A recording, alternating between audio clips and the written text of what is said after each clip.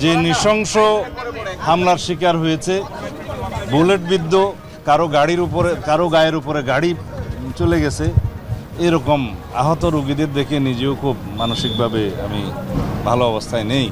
তা আমরা গতকালকে শুনেছি যে উপদেষ্টা মহোদয় এসেছিলেন, স্বাস্থ্য উপদেষ্টা, সবার সাথে দেখা করতে পারেননি তিনি, এবং ব্রিটিশ রাষ্ট্রদূত এসেছিলেন, তিনিও সবার সাথে দেখা করতে পারেননি, যার জন্য রোগীদের মধ্যে একটু অসন্তোষের সৃষ্টি হয়েছে। এবং আমি কথা বলে জানলাম যে আন্দোলনকারী যারা আহত, খুব গুরুতর আহত অবস্থায় এখানে চিকিৎসাধীন আছে, তাদের চিকিৎসাটা মোটামুটি হলেও অন্যান্য যে সহায়তা, আর্থিক সহায়তা তারা পাননি, এবং চিকিৎসার বাইরেও তাদের যে সহায়তার দরকার সেটা আমরাও বুঝি। এবং তারা অনেকেই বলেছেন যে তাদেরকে প্রতিশ্রুত 1 লক্ষ টাকা করে দেওয়ার কথা, সেটা এখনও পাননি। আমরা অনুরোধ করছি সরকারের কাছে, যারা এটা দায়িত্ব নিয়েছেন, তারা যেন আর্থিক সহায়তা খুব দ্রুত পৌঁছে দেন।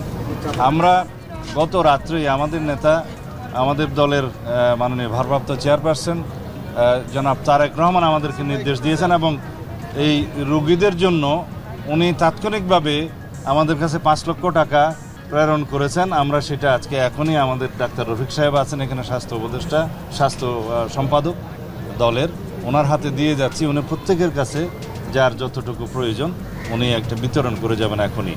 আমরা আগেও সাহায্য করেছি, আমাদের দলের মহাসচিব সাহেব এসছেন, আমাদের রিজভি সাহেব এসছেন আগে, আজকে আমি এসছি আমাদের দলের পক্ষ থেকে। আমরা এই সাহায্য এবং দেখাশোনা আমরা কন্টিনিউ করব। তবে যাদের অবস্থা আমরা দেখলাম যে দেশে সুচিকিৎসা সম্ভব নয়, সেগুলো আমরা চিহ্নিত করে অতি শীঘ্র সরকারের কাছে আহ্বান জানাই তাদেরকে যেন বিদেশে প্রেরণ করা হয়।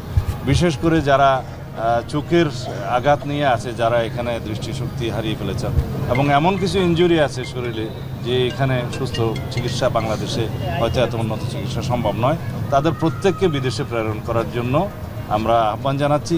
এবং এইটাও আমরা প্রতিশ্রুতি দিচ্ছি, যদি ইনশাআল্লাহ আমরা দেশ পরিচালনার দায়িত্ব পাই, তখন অবশ্যই সকল আহত এবং সকল শহীদদের পরিবারের সাথে আমরা বসে তাদের প্রত্যেকের জন্য যার যেভাবে পুনর্বাসন করা দরকার, চিকিৎসা করা দরকার, সেই ব্যবস্থা আমরা নেব। ধন্যবাদ।